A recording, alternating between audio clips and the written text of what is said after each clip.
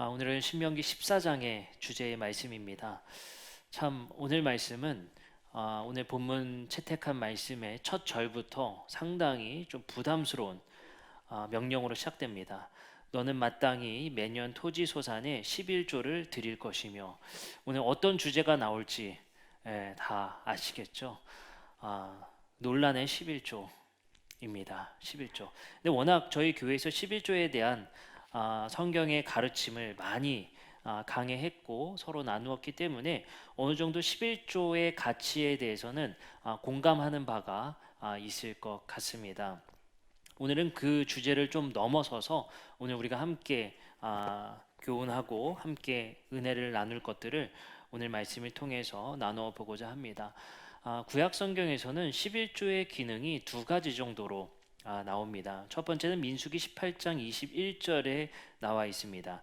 내가 이스라엘의 11조를 레위 자손에게 기업으로 다 주어서 그들이 하는 일 곧 회막에서 하는 일을 갚나니. 민수기 18장의 말씀은 레위인들에게 보상으로서의 11조의 기능이 나오게 됩니다.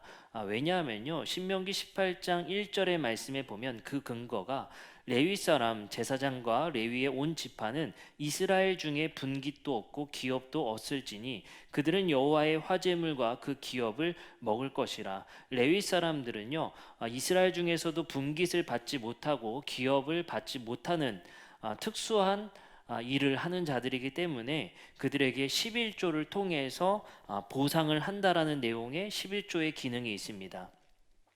그리고 오늘 말씀과 같이 신명기 14장의 전통은 11조의 기능이 좀 더 확장되어집니다.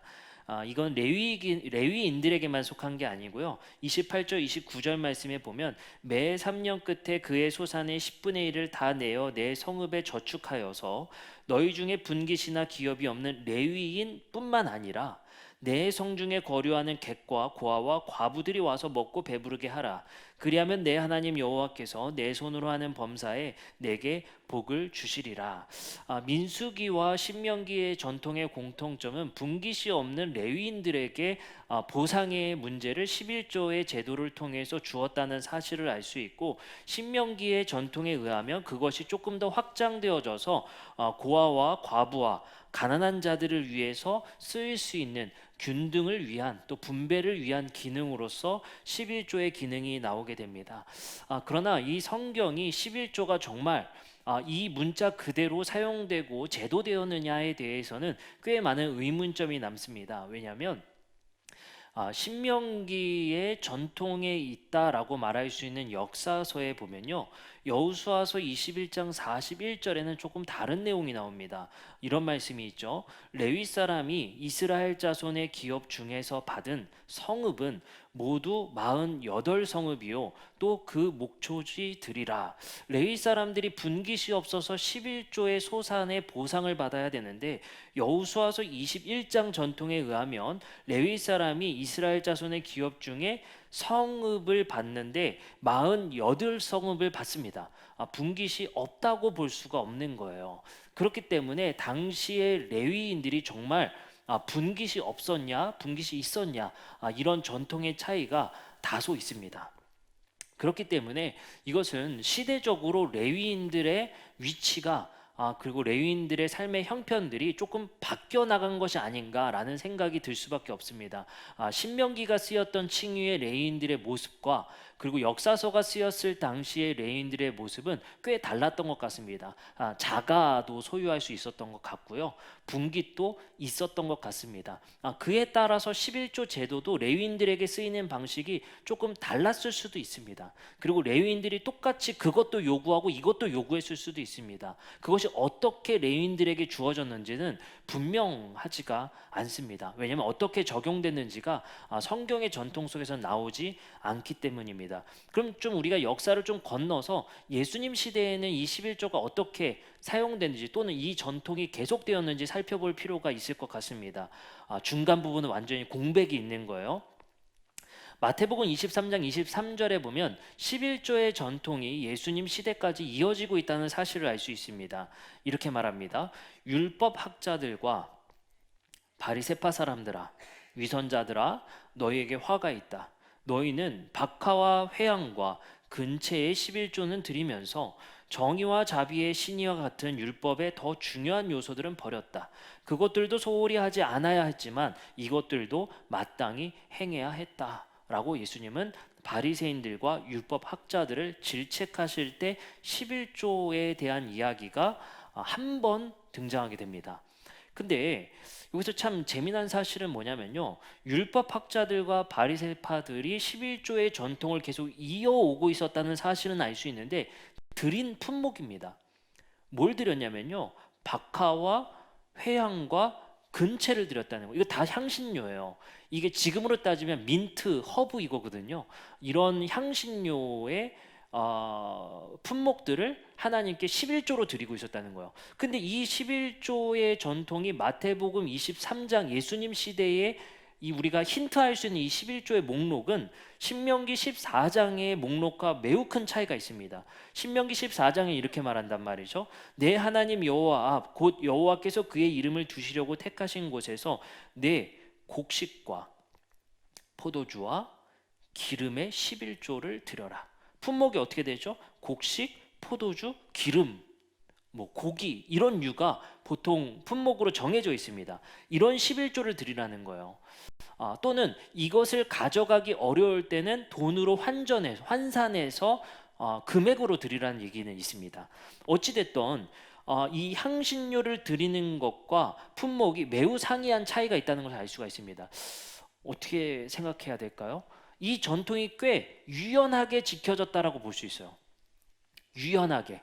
당시의 트렌드에 맞춰 지켰을지도 모르겠어요. 이런 향신료는 좀 가져가기도 수월하고 조금 더 그 당시에 유행이었을지도 모르고 이게 조금 더 값지다 생각했을지도 모르고 어쨌든 이 전통이 예수님 시대와 이 신명기의 전통을 따랐던 시대와는 꽤 큰 차이를 가지고 있었고 율법 학자들은 이걸 꽤 유연하게 지키고 있었다는 사실을 알 수 있습니다.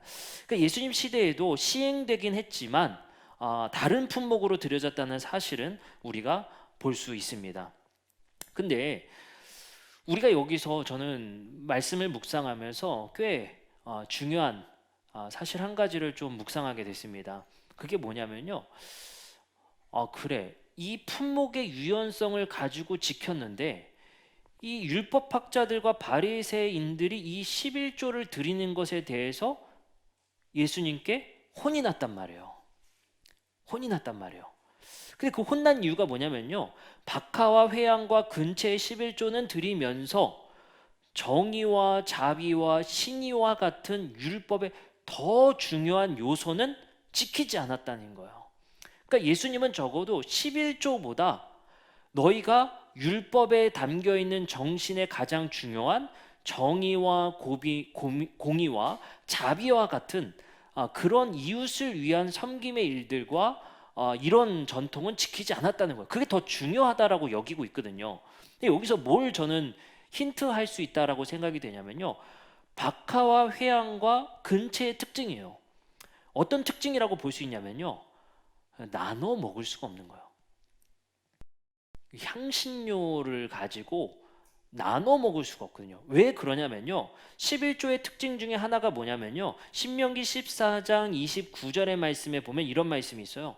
너희 중에 분깃이나 기업이 없는 레위인과 내 성 중에 거류하는 객과 고아와 과부들이 와서 먹고 뭐해라? 배부르게 하라는 거야. 배부르게 하라. 다시 28절부터 29절입니다. 매 3년 끝에 그의 소산의 10분의 1을 다 내어 내 성읍에 저축해서 너희 중에 분깃이나 기업이 없는 레위인과 성중에 거류하는 객과 고아와 과부들이 와서 먹고 뭐하게 하라? 배부르게 하라. 그러니까 11조의 기능 중에 중요한 게 뭐냐면요. 나눔과 배부름이에요. 나눔과 배부름. 근데 그들이 드렸던 목록을 보세요. 박하와 회향과 근체예요. 이걸 어떻게 나누고 먹고 배부르게 할 수 있냐는 거예요. 그러니까 예수님의 질책은 뭘 얘기하는 거냐면요. 11조에 담겨 있는 하나님의 마음과 정신이 뭐냐고 다시 한번 질의하는 겁니다.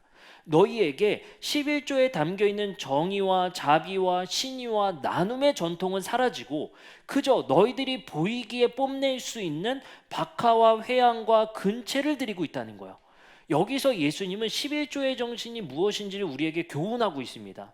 하나님은 11조의 전통을 통해서 그들이 먹고 배부를 수 있게 하라는 거예요. 이건 뭡니까? 분배의 역할을 하고 있는 거예요. 균등을 위한 분배의 역할을 하고 있다는 것을 예수님은 말씀하시는 거예요. 그 기능이 사라졌다는 거예요. 그러니까 우리는 이 11조의 전통들을 통해서 예수님이 이 11조의 전통에 무엇을 지적했다? 바로 너희는 정의와 자비와 신의와 같은 율법의 중요한 요소는 하고 있지 않다는 거예요. 오로지 종교적 전통 속에서 나를 뽐낼 수 있는 일들로서 11조를 지키고 있다는 것입니다. 이것이 얼마나 위선적이냐라는 것을 예수님께서는 그들을 지적하시고 그것을 말씀하십니다. 그리고 우리가 한 가지 더 넘어서 생각해 볼 것이 있습니다. 이 전통은 바울에게 어떻게 이어짐을 통해서 초대교회에서는 어떻게 지켜지고 있는지를 생각해 볼 필요가 있습니다. 사실상 초대교회에서는 11조의 전통이 지켜지고 있다는 힌트를 찾아보기가 어렵습니다. 힌트 정도는 찾아볼 수 있지만 10의 1조, 10분의 1을 드리고 있었다는 전통의 규정이 거의 등장하지 않습니다. 대부분 중세 시대에 다시 한번 이것이 등장하고 부각될 뿐이지 초대교회의 문헌들에는 나타나지 않는다라고 못 박을 수는 없지만 거의 나타나고 있지 않습니다. 적어도 근데 제 생각으로는 10의 1조라는 이름으로 기능하지 못할지 모르겠지만 그 정신은 이어오고 있다는 사실을 볼 수 있다는 겁니다. 첫 번째로 이 신명기의 말씀의 전통이 그들에게 요구될 때 생각해 볼 것이 무엇이냐면요, 신명기 14장 2절엔 이렇게 말합니다. 너는 내 하나님 여호와의 성민이라. 여호와께서 지상 만민 중에 너를 택하여 자기 기업으로 백성을 삼으셨다라는 겁니다. 하나님께서 선택한 백성, 여기서 뭐라고 불러요? 성민, 거룩한 백성으로 분별됐다는 겁니다. 분별됐다. 그리고 나서 14장 2절에 이어나오는 말씀이 3절인데 이렇게 말합니다. 신명기 14장 3절. 너는 가증한 것은 무엇이든지 먹지 말라. 이게 뭐냐면요, 이 원리를 알아야 돼요. 하나님께서 이스라엘 백성들을 거룩한 백성으로 분별하시고 선택하시고 그들에게 바로 요구되는 바 가증한 것은 먹지 말라라는 음식법이 등장한단 말이에요. 그러니까 구분된 사람들의 삶에서 먹어야 될 음식과 먹지 말아야 될 음식이 구별되어져서 나오고 있다는 거예요. 지금 이 전통을 우리는 지키고 있지는 않죠. 그러니까 여기서 말하는 건 뭡니까? 구별된 사람들이 구별되어 먹어야 될 것, 먹어야 될 것, 먹지 말아야 될 것에 방점이 있는 것이 아니라 너희는 달라도 달라야 된다는 걸 얘기하는 거거든요. 그 기능을 하고 있는 거예요. 여러분들, 뭐 이런 실험을 한 사람도 있어요. 그러니까 율법에서 먹어야 될 것과 먹지 말아야 될 걸 정말 구분해서 먹었더니 내 건강이 좋아졌더라. 뭐 이런 기능은 전혀 속해 있지 않습니다. 그저 여기서 나오는 거는 딱 하나예요. 넌 구별됐어. 구별되게 행동해. 이걸 강조하는 거거든요. 그리고 나서 오늘 본문이 14장이잖아요. 그 14장에 음식법이 나오고 그 다음에 나온 게 11조의 규정이에요. 너는 달라도 달라야 돼. 그러면서 마지막 나온 규정이 11조란 말이에요. 다시 말하면 11조는 구별된 삶을 살아가는 사람들의 의무이자 행동 양식으로서 쓰임받고 있다는 거예요. 그게 뭡니까? 먹고 배부르게 하라. 이웃을 향한 분배와 균등을 위한 애씀이 구별된 삶을 살아가는 사람들의 양식이자 반드시 우리의 삶에 뒤따라야 될 행동의 특징이라는 거예요. 근데 지금은 먹는 거 가려 먹는다고 해서 구별된 사람이라고 우리는 그렇게 보지 않죠. 그 당시에는 그랬단 말이에요. 사람을 거룩하고 구별된 사람들, 저 사람은 좀 뭐 종교적으로 구별된 사람 같아 라는 양식이 성경 속의 양식과 지금의 양식은 매우 차이가 나겠죠. 지금 제가 베지테리언이라고 해서 존경할 겁니까? 아니죠. 건강을 위해서 구분해서 먹는 정도. 당시에는 근데 그런 종교적 고대의 전통이 있었단 말이에요. 이걸 하는 사람들은 거룩한 사람들이야. 이렇게 이런 것들을 구분해서 하는 사람들은 거룩한 사람들이야. 그 전통 속의 사람들의 양식 속에 하나님은 똑같이 규정하시는 거예요. 너희들은 구별됐다는 것을 잊지 마. 새 속의 가치와는 달라도 달라야 돼. 그래서 나온 마지막 정신이 뭡니까? 너희는 이웃의 가난을 그대로 방관하지 말라 라는 입장에서 11조의 말씀을 주십니다. 초대교회의 전통의 바울의 전통에서는 10의 1조라는 용어는 정확하게 등장하지 않지만 그 정신을 이어가고 있다는 사실은 알 수 있습니다. 고린도 후서 8장 9절의 말씀입니다. 우리 주 예수 그리스도의 은혜를 너희가 알았다라는 겁니다. 처음으로 뭡니까? 아까 신명기 전통처럼 너희는 거룩한 백성으로 구별되었다. 고린도서 8장 9절은 뭐예요? 우리 주 예수 그리스도의 은혜를 너희가 체험했고 알게 된 자들이 지켜야 될 구분점이 뭐냐는 거예요. 그러면서 말합니다. 8장 13절에서 15절입니다. 이는 다른 사람은 평안하게 하고 너희는 곤고하게 하려는 것이 아니요 균등하게 하려 함이니 이제 너희의 넉넉한 것으로 그들의 부족한 것을 보충함은 후에 그들의 넉넉한 것으로 너희의 부족한 것을 보충하여 균등하게 하려 함이라. 기록된 것 같이 많이 거둔 자도 남지 아니하였고 적게 거둔 자도 모자라지 아니하였느니라. 이 전통은 이어가고 있다는 거예요. 뭐요? 균등을 위한 분배 정신. 이거는 성경의 전통 속에서 초대교회까지 여전히 지켜지고 있었다는 사실이에요. 단지 용어는 달라졌죠. 쓰이지 않았죠. 이거를 단지 연보라는 헌금이라는 용어로 쓰였을 뿐이지 10분의 1이라는 용어 자체는 거의 쓰이진 않습니다. 그러나 무엇을 이어가고 있다고요? 가난한 사람과 넉넉한 사람들의 균등을 위한 분배 정신은 여전히 이어오고 있다는 거예요. 근데 이것에 전제 조건이 있다고 했죠. 하나님의 은혜를 체험한 바 그리스도의 은혜를 너희가 알고 있으니 너희는 뭐 해야 된다? 삶의 양식이 달라도 많이 달라야 된다라고 말을 하는 겁니다. 근데 고린도서 8장 15절의 말씀에는 이런 말씀이 있죠. 아까 읽었던 말씀입니다. 기록된 것 같이 많이 거둔 자도 남지 아니었고 적게 거둔 자도 모자라지 아니했다. 그렇죠? 근데 이거 어디서 많이 본 이야기 아니에요? 이게 출애굽기 16장 17절에서 18절에 나오거든요. 바로 만나와 메추라기 사건 때문입니다. 이스라엘 자손이 그같이 하였더니 그 거둔 것이 많기도 하고 적기도 하나 우멜로 되어 본즉 많이 거둔 자도 남음이 없고 적게 거둔 자도 부족함 없이 각 사람은 먹을 만큼 거두었더라. 이게 만나와 메추라기 때 일어났었던 일이잖아요. 이게 뭡니까? 많이 거둔 자도 남음이 없고 적게 거둔 자도 부족함이 없어 각 사람은 먹을 만큼만 거뒀다는 거예요. 여기서 핵심 포인트가 뭐죠? 욕심이 없다는 거예요. 욕심의 마음이 지금 굉장히 적어진 것 같아요. 근데 이스라엘 백성들은 뭐예요? 애굽의 가치 정신에 있던 사람들이잖아요. 그 사람들에게 가치 정신은 더 거두자는 거예요. 더 거두고 더 저장해 놔야 내일을 도모할 수 있고 그 다음 날을 도모할 수 있단 말이에요. 근데 모세의 전통에서의 가치 정신은 뭘 얘기하는 거예요? 먹을 만큼만 일용할 것만 거두라는 거예요. 정말 그랬더니 뭐라고 하는 겁니까? 많이 거둔 자도 남음이 없고 적게 거둔 자도 부족함 없이 각 사람은 먹을 만큼만 거두는 전통이 그들에게 새롭게 양식되었다는 거예요. 그게 뭐예요? 욕심의 마음이 덜어졌다는 거예요. 더 거두자. 내가 조금만 부지런하면 남의 것까지 더 가져올 수 있잖아. 이 마음이 바뀌었다는 겁니다. 이런 것들을 통해서 우리가 생각해 볼 수 있는 건 뭡니까? 아까 고린도 후서 8장 15절의 말씀도 마찬가지로 많이 거둔 자도 남지 아니하고 적게 거둔 자도 모자라지 아니하는 복이 그들에게 있다는 거예요. 이게 뭡니까? 우리가 기본적으로 탑재되어 있는 시스템 뭐죠? 자본주의에서의 이론의 가장 중요한 시스템이 뭐예요? 할 수 있을 때 거둬야죠. 물 들어올 때 뭐 해라? 노져라.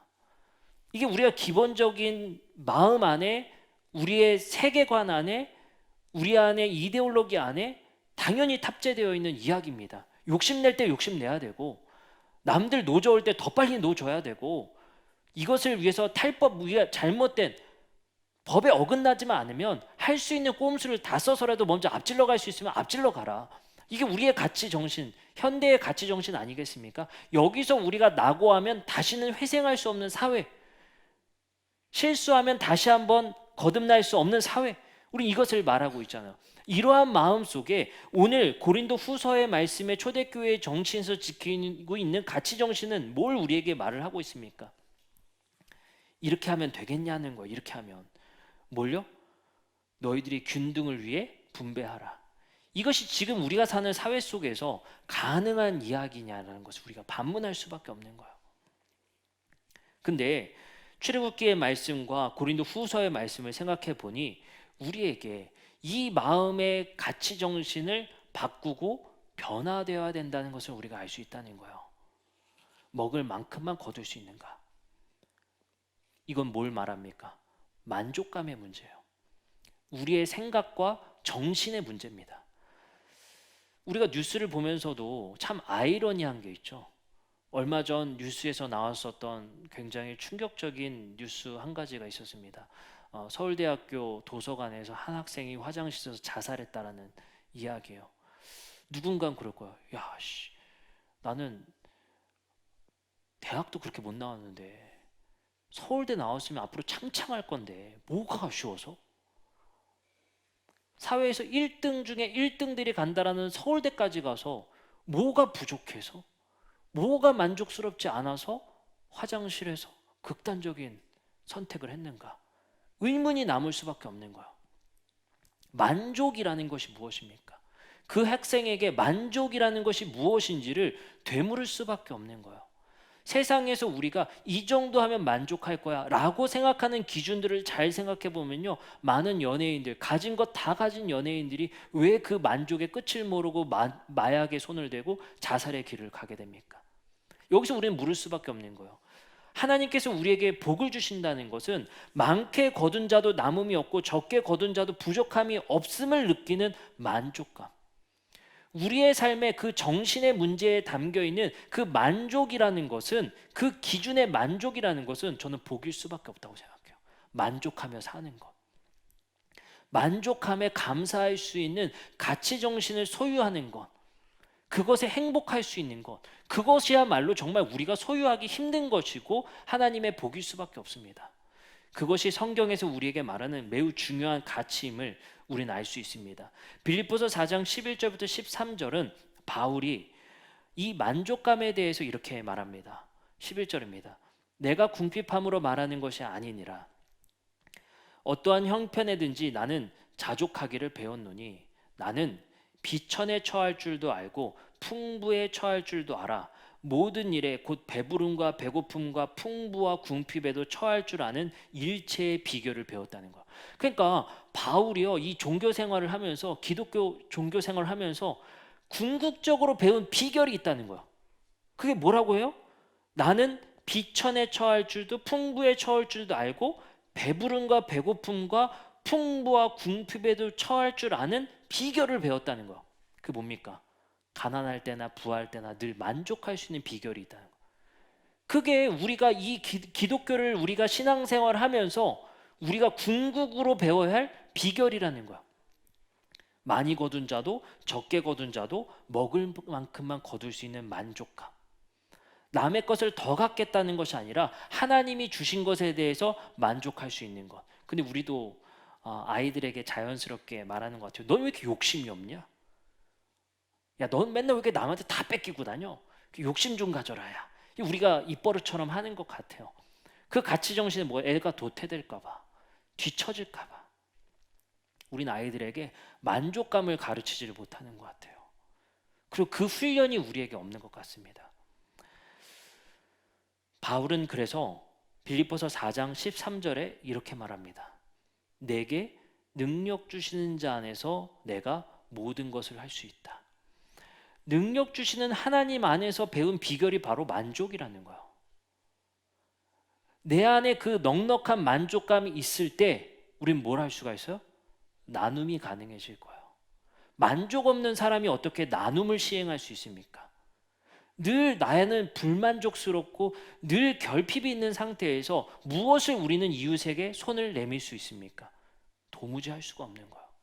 내 삶 차우기에 바쁘니까. 평등의 분배를 위한 이 이상을 꿈꾼다는 거죠. 신명기 15장 4절에서는 하나님이 꿈꾸는 세상을 이렇게 말합니다.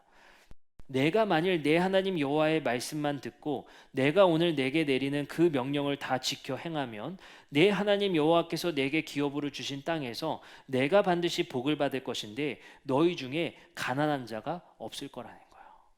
이 만족을 가지고 너희가 내가 명령하는 것을 다 하면 너희 성읍에서만큼은 가난한 자가 없을 거라는 거예요. 돼요, 안 돼요? 안 되죠. 안 되죠. 이 신명기 말씀도 마찬가지예요. 15장 말씀에 너희 중에 가난한 자가 없을 거야. 이게 14장 오늘 배웠잖아요. 15장에 나온단 말이에요. 가난한 자가 없을 거야 라고 한 다음에 이게 4절이에요. 그리고 나서 7절로 넘어가는데 바로 현실을 자각하죠. 이렇게 말합니다. 내 하나님 여호와께서 내게 주신 땅 어느 성읍에서든지 가난한 형제가 너와 함께 거주하거든 그 가난한 형제에게 내 마음을 완악하게 하지 말며 내 손을 움켜쥐지 말고 반드시 내 손을 그에게 펴서 그에게 필요한 대로 쓸 것을 넉넉히 구워주라. 삼가 너는 마음에 악한 생각을 품지 말라. 곧 이르기를 일곱째 해 면제년이 가까이 왔다 하고 내 궁핍한 형제를 악한 눈으로 바라보며 아무것도 주지 아니하면 그가 너를 여호와께 호소하리니 그것이 내가 죄가 되리라. 너는 반드시 그에게 줄 것이요 줄 때에는 아끼는 마음을 품지 말 것이니라. 이로 말미암아 내 하나님 여호와께서 내가 하는 모든 일과 내 손이 닿는 모든 일에 내게 복을 주시리라. 땅에는 언제든지 가난한 자가 그치지 아니하므로 내가 내게 명령을 하여 이르노니 너는 반드시 내 땅 안에서 내 형제 중 곤란한 자와 궁핍한 자에게 내 손을 펼칠지니라. 어때요? 현실 문제는 어때요? 내 형제 중에 가난한 자가 그치지 않을 것이다. 그러니 우리가 행동해야 될 문제를 우리에게 하나님께서 말씀하고 계시다는 겁니다. 어떻습니까? 하나님께서는 우리에게 10분의 1의 방점을 찍는 것이 아니라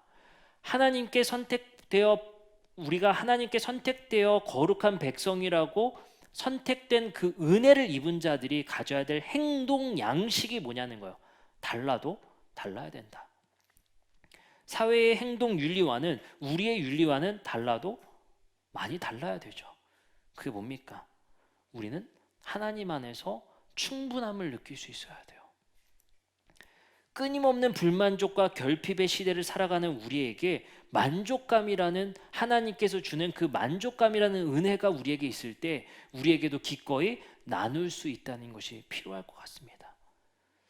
하나님께서 우리에게 주신 것이 내 열심과 노력에만 그치는 것이 아니라 하나님이 우리에게 주신 그 은혜가 우리에게 느껴질 때 어떻게 느껴져야 되겠습니까? 나에게 충분함으로 느껴지고 만족으로 느껴질 때에만 우리가 나눔을 시행할 수 있다는 겁니다.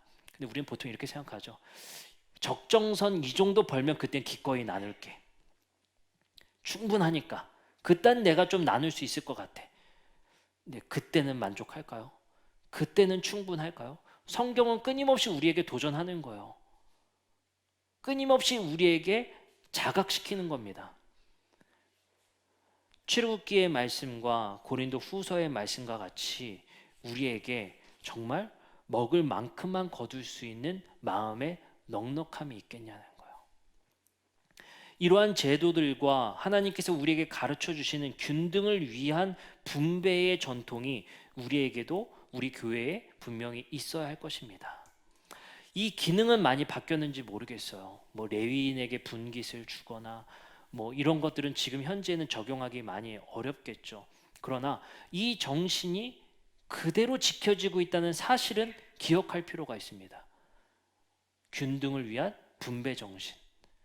그것이 나에게 위기감으로 느껴지는 것이 아니라 만족감으로 느껴질 것이다. 그 바울이 가르쳐준 그 가치의 전통이 우리에게도 그대로 소유되어야 할 것입니다. 물론 이것을 우리가 어떻게 시행해야 되느냐에 대한 문제는 고민되어질 수밖에 없어요. 누군가는 그럴 거예요. 낙수 효과를 더 원할 수 있습니다. 기업들에게 더 혜택을 줘서 조금 더 세금을 낮춰줘서 더 부자 되게 해서 그것이 흘러내려서 아랫사람들까지 충분하게 경제를 활성화시키자는 사람도 있을 것이고, 아니야 조금 더 법인세를 올려서 쪼여서 다 같이 분배해야 돼 라고 생각하는 사람도 있을 거예요. 뭐가 선이고 뭐가 악입니까? 뭐가 참이고 뭐가 거짓이죠? 이 이데올로기 문제는 늘 균형을 위해서 우리도 그래서 투표하는 거잖아요. 한쪽으로 너무 치우쳤다 하면 바꾸잖아요. 자연스럽게 계속 바뀔 수밖에 없어요. 참과 거짓의 문제나 악과 선의 문제가 아니라 사회는 늘 이 밸런스를 맞춰서 가는 거예요. 그쵸? 근데 우리는 어디서 생각해야 돼요? 이데올로기 문제가 아니라 우리가 하나님을 믿는 사람들로서 어떤 자리에서 어떻게 고민했냐는 거예요. 그래서 우리가 저번 주의 주제로 다시 넘어올 수밖에 없어요. 참과 거짓의 문제도 아니고 악과 선의 문제도 아닙니다. 이 분배를 향한 열정은, 나눔을 향한 선교의 열정은 우리가 어떻게 해야 할까요? 어떻게 분배해야 될까요? 저도 고민이 될 때가 많아요. 이런 얘기들을 되게 많이 듣거든요. 아, 그렇게 우리가 해줬는데 뭐 고맙다는 얘기도 없더라. 이제는 뭐 해달라고까지 말하더라. 언제까지 해줘야 돼요? 이거는 우리가 늘 고민스러울 수밖에 없는 거야. 우리가 그렇게 계속 해주면 오히려 자기가 자립할 수 있는 능력이 떨어지는 거 아니에요? 많은 기술적인 문제가 우리에게도 고민될 수밖에 없어. 사회의 복지 문제도 마찬가지예요. 퍼주는 거 좋아하는 사람도 있고 나눠야 된다 그렇게. 퍼주면 자립하기 어렵다. 이거는 우리의 가지고 있는 기본적인 이데올로기의 차이로 인해서 늘 우리는 이것을 고민할 수밖에 없어. 이게 밸런스 문제일 뿐이에요. 근데 교회에서 어떻게 고민해야 돼요? 저번 주에 주제로 나눌 수밖에 없는 거예요. 우리가 이러한 문제를 고민할 때는 서로 간에 사랑이 있어야 된다는 거예요. 사랑의 정신이 우리 안에 있지 않으면 똑같이 정치 문제와 이데올로기 문제로 야, 그 사람 그렇게 계속 도와주면 오히려 자립하지 못해의 문제로 갈 것인가? 아니야, 그래도 우리가 이거 생각하지 말고 신명기에서는 네가 뒤통수 맞을 거 알면서도 도와주래. 마치 우리가 여름에 생수 나눔하는데 아이스박스 들고 훔쳐가듯이. 아, 목사님 그건 바보 아니에요? 고민될 수밖에 없는 거예요. 뻔히 우리 그러면 제가 이제 고민을 한 거예요. 내년 7월에는 쇠사슬을 감아 놓자. 이게 뭐 우리가 그런 방법을 채택하는데 여러분들이 저에게 아이디어를 줄 수도 있을 것 같아요. 본드로 뭐 붙여놓다는 듯이 아니면 CCTV 설치해서 감독하자. 뭐 여러 가지를 우리에게 선택지에 고민할 수밖에 없을 것 같아요. 이런 문제는요, 얼마든지 우리가 나눔이 가능한데 중요한 건 뭡니까? 사랑이에요. 이 안에 사랑이 없으면 결국엔 선교도 폭력이 돼요. 나눔도 억압이 되고요. 나눔도 우리의 유익과 우리의 선을 위한 위선이 돼버리는 거예요. 이 안에 뭐가 있어야 된다? 사랑이 있어야 될 수밖에 없다는 거예요. 바울이 그래서 결국엔 궁극의 비결은 뭐라는 거예요? 너 이 신앙 믿고 만족해? 이 사회에서 만족을 얻고 있어? 두 번째, 율법의 완성은 사랑이다. 사랑의 토론이 우리 안에 활발해질 때 이것이 어떻게 나뉘어진지 효율은 매우 중요할 것 같아요. 낭비되지 말아야 되잖아요. 한 푼이라도. 제가 굉장히 강조하는 거거든요. 이것이 그냥 공공기관에서 그냥 흩어지게 하지 마라. 대상을 분명하게 정하고 남김없이 쓰일 수 있도록 하라.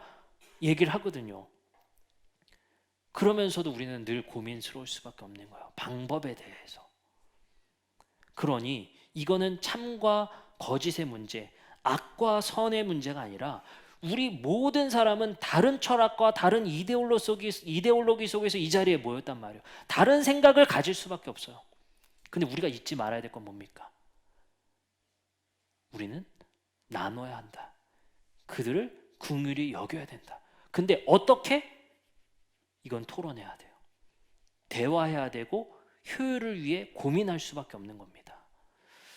마찬가지인 것 같습니다. 오늘 말씀 속에서 하나님께서 우리에게 부탁하신 것이 뭡니까?